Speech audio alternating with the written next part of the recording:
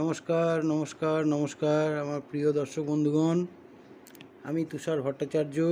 আর আপনারা দেখছেন আমার ছোট্ট ইউটিউব চ্যানেল সোশ্যাল মিডিয়াস। আজকের যে বিষয়টি নিয়ে আলোচনা বা পর্যালোচনা করব সেটি হচ্ছে একটি মাত্র ভোট। যেহেতু ভোট শুরু হয়ে গেছে, 19 তারিখে প্রথম দফার ভোট হয়ে গেছে, 26 তারিখে দ্বিতীয় দফার ভোট হবে। আমার আজকের বিষয়টি হচ্ছে একটি মাত্র ভোট এবং তার মূল্য। দেখুন,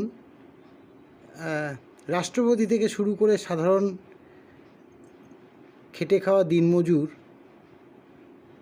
18 থেকে 100 সবারই একটি মাত্রই ভোট।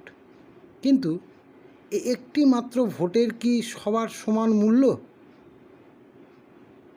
আমি তো ভেবে ভেবে যেটা পেয়েছি, সবার ভোটের মূল্য এক নয়। আমার ভোটের যে মূল্য, একটা দিনমজুরের সে মূল্য নয়। আদানি আম্বানি বা এরকম ধরনের যারা আছেন, নাম করাটা উচিত হবে না, তাদের ভোটের মূল্য, শিল্পপতি, ক্রোড়পতি, তাদের ভোটের মূল্য এক নয়। কেন? আজকে দিনমজুর, খেটে খাওয়া মানুষ, সাধারণ মানুষ, শ্রমজীবী মানুষ, এদের সংখ্যাটা অনেক বেশি, কিন্তু ভোট একটাই। এই ভোটটা তাদের কাছে কিছুটা হলেও স্বস্তির বার্তা বয়ে আনার চেষ্টা করে।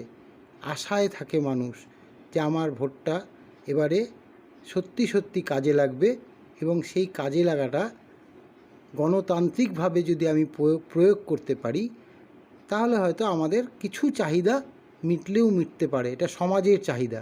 এই যে দিনমজুর, খেটে খাওয়া লোক, সাধারণ হকার, সাধারণ জনগণ, প্রত্যেকেরই। প্রত্যন্ত গ্রামে গিয়ে দেখুন, ভোটের জন্য, রাস্তার জন্য ভোট বয়কট হচ্ছে। শুধু তাই নয়, আরও অনেক ইস্যুতে প্রচুর সময় আমরা দেখি যে ভোট বয়কট হয়। সেলিব্রিটিরা ভোট দিয়ে বাইরে বেরিয়ে আঙুল দেখায়, এই যে আমার আঙুল, এই দেখুন ভোট দিয়ে এলাম। ABCDXYZ সবাই তাই করে। তাদের কোনো ইস্যু থাকে না।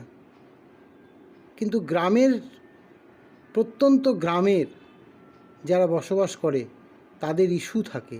তারা ইস্যু ভিত্তিক হয়। বছরের পর বছর ভোট হয়ে যায়, কিন্তু তারা সুরাহা, তাদের যেটা দরকার, গ্রামের রাস্তা, পানীয় জল, ফসল বীমা থেকে শুরু করে আরও নিত্য প্রয়োজনীয় ইলেকট্রিসিটি বা বিজলি হয় না।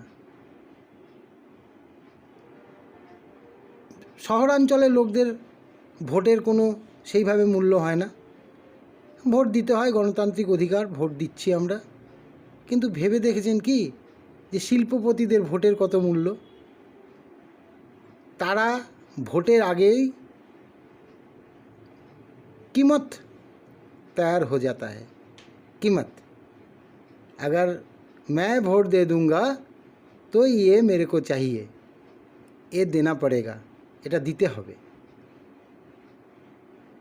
এবং তাই হয়, শিল্প তৈরি হয় ওই ভোটটার বিনিময়ে। কিন্তু আপনি আমার ভোটে বা আপনার আমার ভোটে রাস্তাও হয় না, অনেক অনেক কাঠখড় পোড়াতে হয় জল আনতে গেলে, বিদ্যুৎ আনতে গেলে, শিক্ষা ব্যবস্থার উন্নতি করতে গেলে, স্বাস্থ্য ব্যবস্থার উন্নতি করতে গেলে। তাই একটি ভোটের মূল্য এক একটা জায়গায় এক এক রকম, এবং এক এক জনের এক এক রকম মূল্য হয়। ভোট মূল্য সবার সমান নয়। সংবিধান স্বীকৃতি দিয়েছে সবার ভোট সমান, কিন্তু বাস্তব কিন্তু অন্য কথা বলছে। বাস্তব বলছে যে না, সবার মূল্য সমান নয়। দেখুন, এই যে ভোট উৎসবে গণতান্ত্রিক উৎসব একটা ভোট।